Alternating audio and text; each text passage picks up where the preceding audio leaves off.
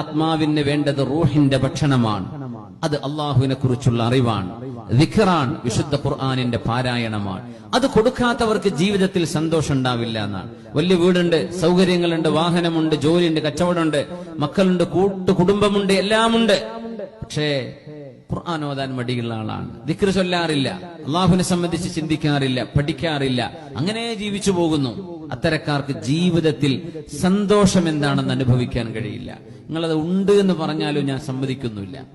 അത് വളരെ ടെമ്പററിയാണ്. ഒരിക്കലും ശരിയായ സന്തോഷം അനുഭവിക്കാൻ റൂഹിന്, ആത്മാവിന്റെ ഭക്ഷണം കൊടുക്കാത്തവർക്ക് കഴിയില്ല.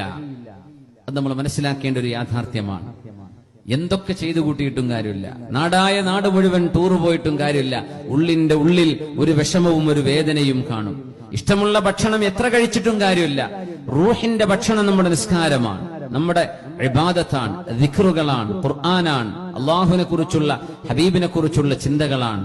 ഇതില്ലെങ്കിൽ ആത്മാവിന് സന്തോഷിക്കാൻ കഴിയില്ല. ആത്മാവ് സന്തോഷിക്കുന്നില്ലെങ്കിൽ നമുക്ക് സന്തോഷം ലഭിക്കുകയുമില്ല.